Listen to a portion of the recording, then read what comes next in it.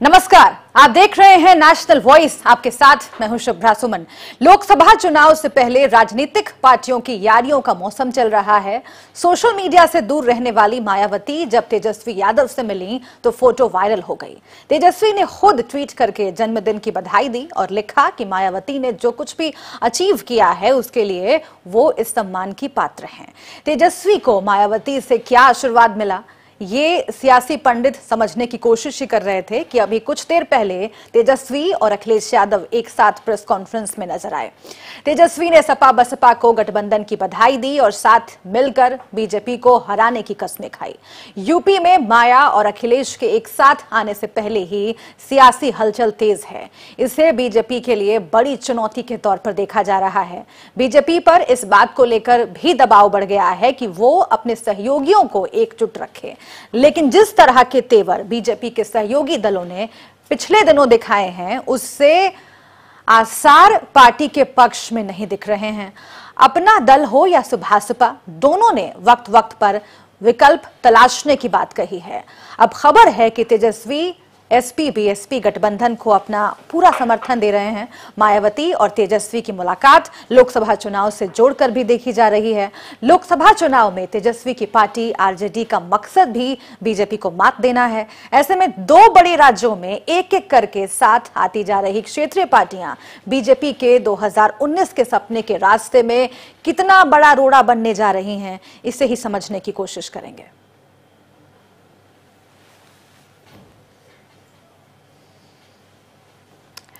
और अभी कुछ देर पहले जो प्रेस कॉन्फ्रेंस हुई उसमें अखिलेश यादव और तेजस्वी यादव ने अपनी बात रखी। हम आपको ये सुनवा रहे हैं कि आखिर क्या खास बातें कही इस प्रेस कॉन्फ्रेंस में अखिलेश और तेजस्वी ने।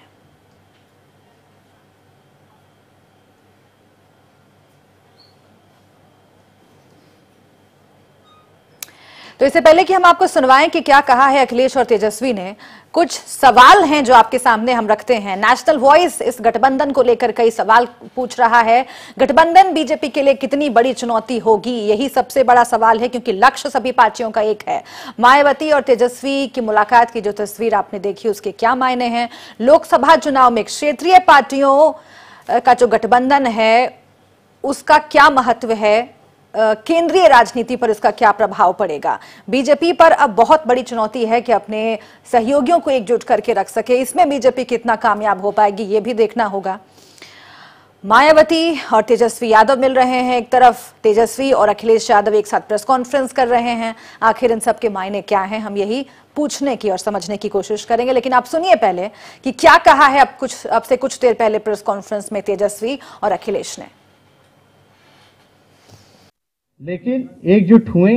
यहां भी लोग बीजेपी ने पूरी तरीके से प्रयास करने का काम किया कि ये गठबंधन ना हो, और आप समझिए कि प्री प्लान में भी थे।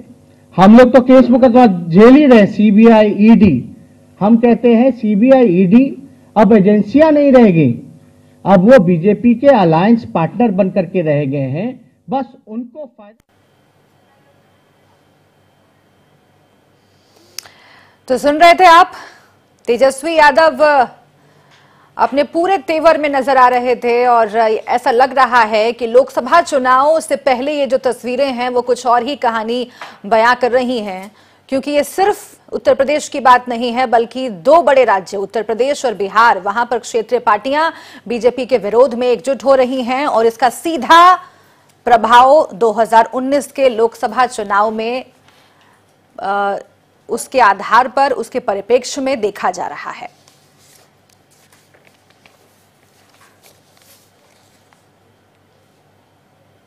तीन खास मेहमान जुड़े हुए हैं इस चर्चा में शामिल होने के लिए। तुरस जैदी हमारे साथ जुड़े हुए हैं बीजेपी की ओर से, अमित गुरु कांग्रेस पार्टी की ओर से हमारे साथ इस चर्चा में शामिल हो रहे हैं, और विवेक साइलिस हमारे साथ जुड़े हुए हैं समाजवादी पार्टी की ओर से। लेकिन सबसे पहले विवेक साइलिस, मैं आपके पास आती हूं क्योंकि हमने देखा है कि प्रेस कॉन्फ्रेंसेस का दौर है, दोस्ती का मौसम है। अखिलेश यादव और मायावती ने प्रेस कॉन्फ्रेंस की ऐलान कर दिया कि वो साथ साथ हैं, न सिर्फ उत्तर प्रदेश में बल्कि लोकसभा में, न सिर्फ लोकसभा में बल्कि विधानसभा चुनाव में जो उत्तर प्रदेश में होंगे। अब तेजस्वी यादव मायावती से मिल रहे हैं। अभी कुछ देर पहले प्रेस कॉन्फ्रेंस की तेजस्वी और अखिलेश यादव ने एक साथ। क्या माना जाए, सब आप लोग एक साथ हैं या फिर अभी अंदर खाने ऐसा कुछ चल रहा है जिसके बारे में पत्ते बाद में खोलेंगे? तेजस्वी को लेकर क्या स्टैंड है? देखिए, सबसे पहले शुभ्रा जी, मैं तो बहुजन समाज पार्टी की राष्ट्रीय अध्यक्षा आदरणीय मायावती जी को धन्यवाद दूंगा, अपने राष्ट्रीय अध्यक्ष माननीय अखिलेश जी को धन्यवाद दूंगा और साथ में तेजस्वी जी को भी बहुत बहुत धन्यवाद दूंगा कि ये एक साथ आए हैं। और जहां तक भारतीय जनता पार्टी का सवाल है शुभ्रा जी, तो हमारी कोई व्यक्तिगत दुश्मनी भारतीय जनता पार्टी से नहीं है। हमारा जो विरोध है वो वैचारिक विरोध है, और विरोध इस बात का है कि भारतीय जनता पार्टी ने किसानों को, छात्रों को, महिलाओं को, मजदूर या जनता से जुड़ी हुई कोई भी जो उन्होंने वादे किए थे वो एक भी पूरे करने में सक्षम नहीं रही है। यह है हमारा विरोध कि झूठ और प्रपंच की पार्टी, जो झूठ और प्रपंच करके सत्ता जिसने हासिल की है, उसको उखाड़ फेंकना हमारा लक्ष्य है, और 2019 में हम ये करने भी जा रहे हैं, इसमें कोई संशय नहीं है। क्या तेजस्वी आपके साथ हैं? जी हाँ, बिल्कुल तेजस्वी जी हमारे साथ हैं, साथ रहेंगे, कंधे से कंधा मिला के वो हमारे साथ रहेंगे। और मैं तो ये भी चाहूंगा, मुझे इस बात का इल्म नहीं है, लेकिन मैं तो ये भी चाहूंगा कि हो सकता है कि मायावती जी और तेजस्वी जी यूपी बिहार में भी साथ में रहे, और भी अच्छी बात रहेगी। बिल्कुल, क्यों नहीं। हालांकि अभी इस बात का ऐलान होने में देर है, और अभी पत्ते खोलने के लिए ना मायावती तैयार है ना तेजस्वी यादव तैयार है, लेकिन माना यही जा रहा है उन तस्वीरों को देख करके कि ऐसा ऐलान आगे हो सकता है। और चूंकि सपा और बसपा एक साथ आ गई है, इसलिए धीरे धीरे करके उस कुनबे को बढ़ाने की कोशिश है, ये माना जा रहा है। मैं इससे पहले कि तुरंत जैदी आपके पास आऊं, एक और सवाल मेरा आपसे है विवेक साइलस जी, क्योंकि नरेंद्र मोदी आजकल जब भी भाषण देते हैं तो इस गठबंधन का जिक्र करते हैं, और पिछले दिनों भी जब उन्होंने भाषण दिया तो सीधे तौर पर जो गठबंधन है सपा बसपा का, उसका जिक्र किया और ये कहा कि अगर बीजेपी ने काम ही नहीं किया है तो सारी पार्टियों को एक साथ आने की जरूरत क्या है? जवाब दीजिए। देखिए, इसका जवाब ये है कि बात है विचारधारा की। आज भारतीय जनता पार्टी जिस तरह से केंद्र या प्रदेश में सरकार चला रही है, तो उसकी विचारधारा उसकी अपनी पार्टियों से मैच नहीं करती है जो उसको सपोर्ट कर रही है। चाहे अपना दल को देख लीजिए, चाहे ओम प्रकाश राजभर को देख लीजिए, शिवसेना को देख लीजिए, उपेंद्र कुशवाहा को देख लीजिए, उनके हर जो सहयोगी दल हैं आज भारतीय जनता पार्टी से अलग अलग खड़े होते प्रतीत हो रहे हैं। और जहां तक आपने इसका सबूत तो हमने दिया था 2000 पिछले साल जब 4 जगह उपचुनाव हुए थे, इनके मुख्यमंत्री भी यहां आ रहे थे, उप मुख्यमंत्री भी आ रहे थे, करैना में भी आ रहे थे, नूरपुर में भी आ रहे थे, तो जनता ने इनको आईना दिखाने का काम किया था। लेकिन फिर भी भारतीय जनता पार्टी अपने आप को सुधारते हुए नहीं, वो घमंड और उसी इरादे को लेकर आगे बढ़ती रही। अब जनता इनके छल और प्रपंच में आने वाली नहीं है। शुभ्रा जी, अगर आज हम टेक्निकली देखें तो 7.6% अनएम्प्लॉयमेंट रेशियो हो गया हिंदुस्तान में, जो कि हिंदुस्तान में पहली बार हुआ है। 1/3 ग्रेजुएट जो है उनके पास कोई काम नहीं है। 11% हिंदुस्तान की पॉपुलेशन के पास कोई काम नहीं है, गरीबी रेखा से बेहद नीचे है। 12 करोड़ ग्रेजुएट या बड़ी डिग्रियां लेने वाले आज सड़कों पे घूम रहे हैं, और 550 लोग पर डे हिंदुस्तान में अपने जॉब से हाथ धो रहे हैं। ये बात नितिन गडकरी साहब ने भी कही, जो इनके मंत्री थे, कि आप जॉब्स देने की बात करते हैं, ना ही आप में कैपेसिटी है ना ही कैपेबिलिटी है, आप जॉब क्रिएट ही नहीं कर पाते हैं, तो जॉब देंगे कहां से? ये इनके मंत्री ने कहा, ये समाजवादी पार्टी। लेकिन एक बात बताइए मुझे विवेक साइलस जी, गुलाम नबी आजाद ये कह रहे हैं कि उत्तर प्रदेश में पिछली बार से 2 गुनी सीटें कांग्रेस पार्टी जीतेगी। अगर ऐसा होता है तो आप लोग कैसे इतनी सीटें जीत पाएंगे? देखिए, कांग्रेस के राष्ट्रीय अध्यक्ष आदरणीय राहुल जी ने भी हमको बधाई दी है और इस गठबंधन को अच्छी तरह से बधाई दी है।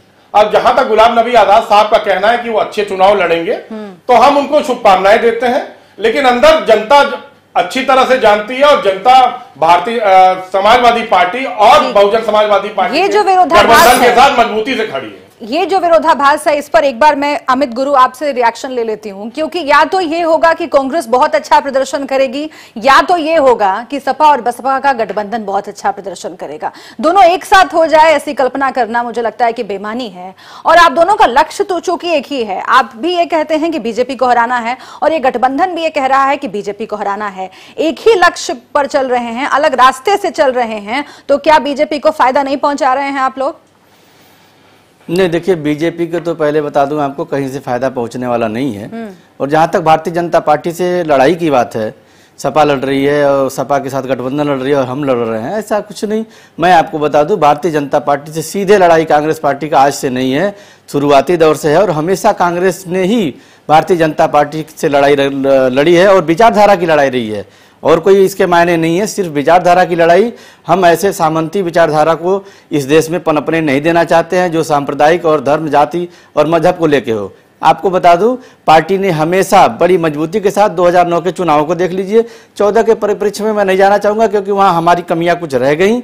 निश्चित तौर पे हमको 2014 को भुला के हम बहुत आगे बढ़ चुके हैं, और 2009 की स्थिति आदरणीय गुलाम नबी आज़ाद साहब ने जो ये बात कही कि हम 2009 से भी बेहतर प्रदर्शन करने वाले, तो इसमें कोई शक नहीं है। हम बहुत ही बेहतर करने जा रहे हैं और बहुत ही चौंकाने वाले परिणाम आएंगे, और भारतीय जनता पार्टी के इन सभी इरादों और मंसूबों पे हम इनके मंसूबों पानी फेरेंगे। कुछ रियलिटी की बात कर लेते हैं, जमीनी हकीकत की बात कर लेते हैं, क्योंकि कहती तो सभी पार्टियां हैं। बीजेपी भी कह रही है कि हमारा बहुमत आएगा, जैसे 2014 में हुआ था वैसे ही इस बार भी उत्तर प्रदेश में बहुत बड़ी संख्या में सीटें वो जीतेंगी, और जो हाल आप लोगों का हुआ था वो याद ही होगा सभी पार्टियों को।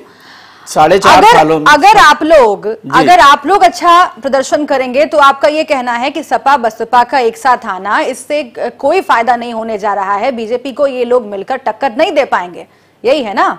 नहीं, देखिए, बेशक ये इसमें कहने में हम कोई गुरेज नहीं रखते हैं। निश्चित तौर पे हमेशा लड़ाई हमने भारतीय जनता पार्टी से लड़ी है और उसको हर मोर्चे पे हमने विफल किया है। रहा सवाल आप भारतीय जनता पार्टी के जिस सफलता की बात भारतीय जनता पार्टी के नेता कर रहे हैं, मैं आपको बता दूं कि जो 4.5 साल की इनकी असफलता रही है, सरकार हर मोर्चे पर विफल रही है, चाहे रोजगार के दावे की बात रही हो, चाहे काला धन वापसी की बात रही हो, चाहे गंगा की सफाई रही हो, या कोई भी अन्य मुद्दा, स्वामीनाथन आयोग, किसानों के मामले रहे हो, हर मोर्चे पे इन्होंने जो भी अपने एजेंडे में शामिल किया था, आज तक उस पर कोई ना काम हुआ, ना उस पर किसी तरह का कोई पहल हुआ।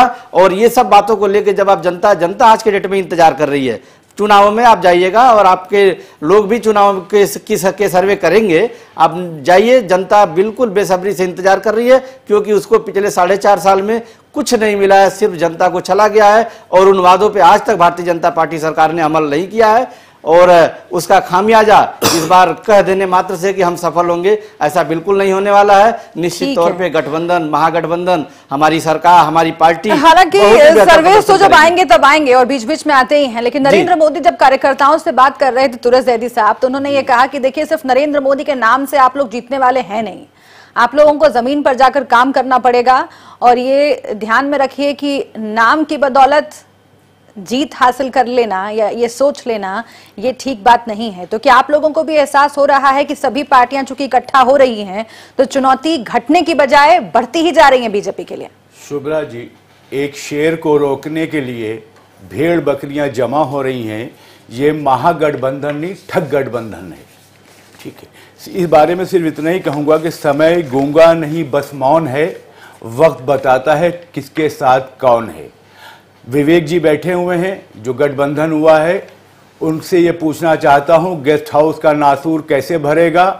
जब एक दलित महिला के कपड़े फाड़े गए थे, आग लगाई थी गेस्ट हाउस की, आज आपने एक शेर को रोकने के लिए, विकास के रास्ते को रोकने के लिए, दो ऐसे लोग मिल गए जो विपरीत विचारधारा के थे। जब मोदी जी का डर नहीं है, खौफ नहीं है, विकास की जो उन्हीं ने लड़ाई लड़ी है, सबका साथ सबका विकास का नारा देकर, उसको रोकने के लिए आप मुहिम चला रहे हैं।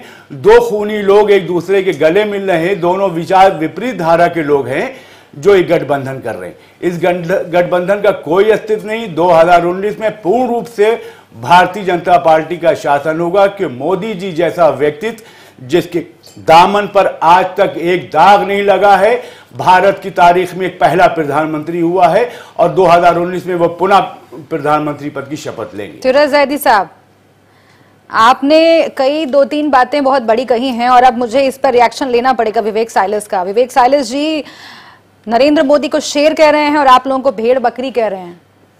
जी, ये तो इनकी आदत है, कभी सांप नेवला कह देते हैं, कभी शेर बकरी कह देते हैं, कभी कुछ और याद होगा कि मायावती, मुझे बोल लेने दीजिए जैदी साहब, मुझे बोल लेने दीजिए। आप बोल रहे थे, अगर मैं बोल रहा था तो मुझे बोलिए। मैं अगर शिष्टाचार दिखा रहा हूं तो आपको भी दिखाना चाहिए। वो अलग बात है कि आप लोग इस समय घबराए हो, अलग बात है, लेकिन शिष्टाचार दिखाने की कोशिश करिए। अच्छा, मुझे बोल लेने दीजिए। देखिए शुभ्रा जी, जब भारतीय जनता पार्टी पीडीपी जैसी पार्टी से गठबंधन करके सरकार बनाती है, जो लोग पाकिस्तान के झंडों का समर्थन करते हैं और जो पत्थरबाज हैं उनका समर्थन करते हैं, जब उससे गठबंधन करती है भारतीय जनता पार्टी तो हमारे मित्र तुरंत जैदी अपनी पीठ थपथपाते हैं।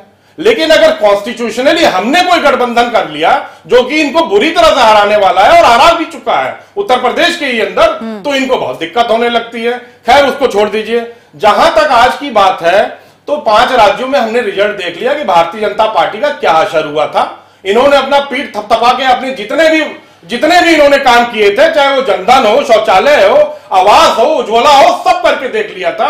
धर्म और जाति तक में लोगों को बांट करके भगवानों की जाति तक बता दी थी, बाइफरकेट करने की कोशिश की थी पूरे समाज को। लेकिन जनता इनके छल और प्रपंच को पूरी तरह से समझ गई थी और जनता ने भारतीय जनता पार्टी के खिलाफ जाके वोट करके 5 राज्य में भारतीय जनता पार्टी को हटाने का काम किया। यही दृश्य आपको 2019 में जैदी साहब, मेरा सवाल है जहां तक मायावती का सवाल है, मैं मायावती जी की बात कर लूं जो जैदी साहब ने भी पूछा, तो मायावती जी का अगर आपने जैदी साहब इंटरव्यू देखा होगा तो उन्होंने साफ शब्दों में कहा था कि जनहित के लिए जो गेस्ट हाउस कांड है उसकी कोई अहमियत नहीं है, जनहित के लिए ये गठबंधन हुआ है और ये मजबूत गठबंधन है। ये उन्होंने कहा था, ये उन्होंने कहा था, ये मायावती जी के शब्द हैं, ये हमारे शब्द नहीं है। उन्होंने कहा था कि जनहित के लिए गेस्ट हाउस कांड का कोई महत्व नहीं है। की मूर्तियों को हथौड़ों से तोड़ा है, हथौड़ों से मूर्तियां तोड़ने वाले आज दिल कैसे जोड़ रहे हैं?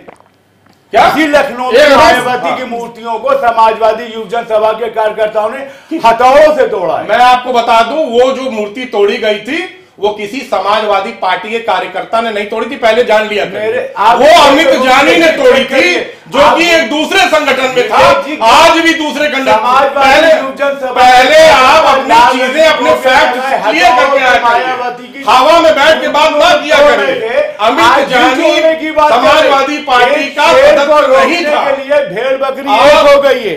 ये आप पहले अपने फैक्ट जान के आया करिए, कुछ झूठ मत बोला। विकास की बाहर चल रही है। मोदी जी थे, मोदी जी हैं और मोदी जी रहेंगे। तुरंत जैदी साहब, एक बात बताइए, आप लोग सत्ताधारी पार्टी हैं, केंद्र में आपकी सरकार, राज्य में आपकी सरकार, लेकिन उसके बावजूद अगर एक ऐसे मुद्दे को जिसे मायावती ये कह रही हैं कि वो भुलाना चाहती हैं, उन्होंने भुला दिया है देश हित में। अखिलेश यादव ने ये कहा प्रेस कॉन्फ्रेंस में कि मायावती का अपमान मेरा अपमान है, ये जान ले समाजवादी लोग। उसके बावजूद अगर आप इस मुद्दे को बार बार उठा रहे हैं तो ये क्यों ना समझा जाए कि डर में आप लोग ऐसा कर रहे हैं? काम गिनवाइए ना सर, सरकार आप लोगों की है। शुभ्रा जी, विकास की बाहर चल रही है क्या? कहां नहीं चल रही है बताइए, जवाब दीजिए। विकास की बात अभी 10% का जो आरक्षण दिया गया सवर्णों को, इससे भी खलबली आपने। आप विकास बताइए ना, विकास कहां नहीं हो रहा आप ये बताइए, कहां हो रहा? 2-4 गिना दीजिए, 2-4 आप गिना दीजिए।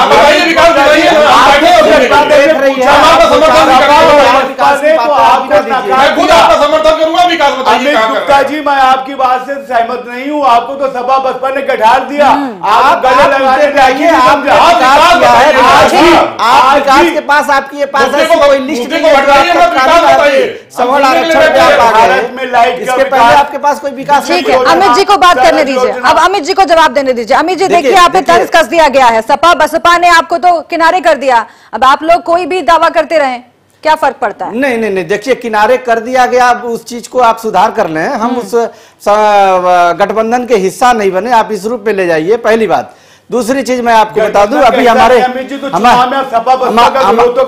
हमारे जैदी साहब के एक बात से मैं ऑब्जेक्शन है, जिसको इन्होंने बार बार कहा कि भेड़ और बकरी, खूनी शब्द का इस्तेमाल इन्होंने किया और अपने मोदी साहब को ये शेर बताते हैं। मैं नहीं समझ पाता कि ये लोग शेर, जो इनके पार्टी में इतने दल में इतने शेर हैं, आजादी की लड़ाई के समय ये कहां थे? आज ये बात करते हैं हम शेर हैं। एक विकास की बात हुई कि आप एक गिना दीजिए। अभी हमारे साथी ने कहा कि आप विकास की आपने क्या क्या किया, गिना दीजिए। आप उस मुद्दे को दूर लेके भाग रहे हैं और गिना क्या रहे हैं कि अभी हमने सवर्ण आरक्षण दे दिया। अरे भाई, उससे पहले की गिनती गिना दीजिए ना मुझे, आपने क्या किया? पूरे आपके शेर ने क्या किया? आपने शेर ने 2014 में जितने जुमले फेंके थे उस पर कितना अमल किया उसने? देखिए आप नहीं, आपके पास कुछ नहीं है, बस कहानी आप करिए। आप सिर्फ भेड़ बकरी गाय भैंस यही करेंगे, आपके पास कुछ भी 2014 के चुनाव में ऐसी कोई भी बात आपके पास नहीं है जिसको को ले जाके, लेकिन तुरंत जैदी साहब कहा यह भी जा रहा है, कुछ राजनीतिक विश्लेषक जो हैं इसे ऐसे भी देख रहे हैं कि चूंकि कांग्रेस अलग है इस गठबंधन से, इसीलिए जब वोट ट्रांसफर की बात आएगी, सपा का बसपा और बसपा का सपा, लेकिन कांग्रेस जो है वो बीजेपी को नुकसान कर सकती है, ये भी कई विश्लेषक कह रहे हैं। तो आप पर तो दोहरी मार बढ़ जाएगी। शुभ्रा जी, जिसका अपना अस्तित्व उत्तर प्रदेश में समाप्त हो चुका हो कांग्रेस का, वो भाजपा के नुकसान करने की स्थिति में 3 राज्यों में साबित किया है लेकिन इन लोगों ने सर 3 राज्यों में आपको मुंह की खानी पड़ी। अपने हमारे कार्यकर्ता आज प्रधानमंत्री कार्यकर्ताओं से कहा है कि सिर्फ मोदी के नाम पर चुनाव नहीं, जो हमारी विकास योजनाएं थी उसको हम सही तौर पर प्रसारित नहीं कर पाए, वो हमारी कमी थी। उस प्रचार प्रसार में हम अग्रणी आभारी हैं और हम बताएंगे आपको। जी अमित जी। सुब्रा जी, मैं आपको बता दूं, कांग्रेस पार्टी को आप जहां से आप आकलन कर रही हैं कि सपा बसपा आपके साथ नहीं है तो आप कैसे इतनी मेजॉरिटी में आप जीत पाएंगे, आप आगे बढ़ेंगे। मैं आपको बता दूं, अभी 5 राज्यों का इलेक्शन हुआ, उसके पहले भी 2-3 राज्यों के इलेक्शन हुए, उपचुनाव हुए, हर जगह आपने देखा है कि कांग्रेस का जो जनाधार है बड़ी तेजी के साथ बढ़ा है और हम जीत भी सुनिश्चित किए हैं। हमने अभी 2-3 राज्यों में सरकार भी बनाई है। हम बता दें, हमारे राष्ट्रीय अध्यक्ष आदरणीय राहुल गांधी जी, अब वो उनके नेतृत्व में किसानों की लड़ाई, बेरोजगारों की लड़ाई, नौजवानों की लड़ाई, रोजगार के मुद्दे, तमाम तरह के अन्य ऐसे जन कल्याणकारी योजनाओं पे हमारे राष्ट्रीय अध्यक्ष फोकस कर रहे हैं और उन सब बातों को लेके वो फील्ड में जा रहे हैं और हम लगातार जीत सुनिश्चित कर रहे हैं और वही आधार, यही मुद्दे हमारा आधार है। आदरणीय राहुल जी के नेतृत्व में हम बहुत ही अच्छा चौंकाने वाला परिणाम इस चुनाव में देंगे और निश्चित तौर पे आपको कह दूं, हमारा कार्यकर्ता जी जान से लग गया है। अगर चौंकाने वाला परिणाम देगी कांग्रेस हमने तो 2009 में जब आपने चौंकना सिर्फ बीजेपी को नहीं पड़ेगा बल्कि आपको भी चौंकना पड़ेगा अगर वाकई ऐसा होता है। 2009 में हमें आपको लगता है कि अमित गुरु की बात में दम है? वो देखिए शुभ्रा जी, ये फैसला करना प्रदेश की जनता और देश की जनता का काम है कि कौन चौंकाएगा, क्या होगा, वो तो रिजल्ट आने के बाद सबके सामने आ जाएगा। दूध के दूध, पानी का पानी हो जाएगा। देखिए, आत्मविश्वास है कि अति आत्मविश्वास है? हमको विश्वास है, ओवर कॉन्फिडेंस कभी नहीं होते हैं, लेकिन हमको विश्वास है। कांग्रेस का ये आत्मविश्वास है कि अति आत्मविश्वास है? वो कह रहे हैं कि अकेले दम पर लड़ेंगे, सक्षम है और भारी सीटें जीत कर लाएंगे। कांग्रेस को हम बहुत बहुत शुभकामनाएं और बधाई देते हैं, इससे ज्यादा हम कुछ नहीं कह सकते हैं। जहां तक भारतीय जनता पार्टी की बात है तो जैदी साहब से मैं पूछना चाहता हूं कि आपके जो नरेंद्र मोदी साहब थे या जो आपका मैनिफेस्टो था 2014 का, जरा सुन लीजिएगा, 30 सेकंड लूंगा, ज्यादा नहीं लूंगा। आप आए थे बेरोजगारी पे, आप आए थे काला धन पे, आप आए थे भ्रष्टाचार पे, आप आए थे 15 लाख पे, आप आए थे 1 की जगह 10 सर लेने पे, आप आए थे 10 करोड़ नौकरी पे, आप आए थे मां गंगा की सफाई पे, आप क्योटो बना रहे थे, बुलेट ट्रेन चला रहे थे, स्मार्ट सिटी दे रहे थे, आप नक्सलवाद और टेररिज्म को खत्म कर रहे थे, आप डीजल पेट्रोल गैस और डॉलर को नीचे ला रहे थे। अगर इनमें से एक काम कर दिया हो जैदी जी तो मुझे जवाब दीजिएगा। यही सवाल देश की जनता 2019 में आपसे पूछने वाली है। नौकरी तो दे नहीं पाए, 1 करोड़ 10 लाख नौकरी आप लोगों ने ले ली। शॉर्ट में सर, वक्त बहुत कम। विवेक जी, पेट्रोल की कीमतें कम हुई हैं, वो पूरा देश जानता है, कीमतें कम हुई हैं और आज की डिबेट का शीर्षक है कुनबा बोलता है। मैं आपको बोल दूं कि आपका सपा का कुनबा बोलता नहीं, बिखरता है। जो आदमी अपने चचा और भाई को अपने साथ ना रख पाया, वो बसपा को कितने दिन रखेगा, ये आने वाला वक्त बताएगा। जैदी साहब, आपके सारे सहयोगी दल आपको छोड़ के भाग रहे हैं, भारतीय सारे सहयोगी दल आपको छोड़ के भाग रहे हैं। काम पर कोई बात नहीं करना चाहता है, काम पर कोई बात नहीं करना चाहता है। आपके सारे सिर्फ बात हो रही है गठबंधन पर, सिर्फ बात हो रही है कुनबे की, परिवार की, लेकिन काम किसने कितना किया है इस पर चुनाव से पहले अगर कुछ सुनने के लिए मिल जाए तो जनता बहुत आभारी रहेगी तमाम पॉलिटिकल पार्टीज की। बहुत शुक्रिया आप सभी काम से बातचीत करने के लिए।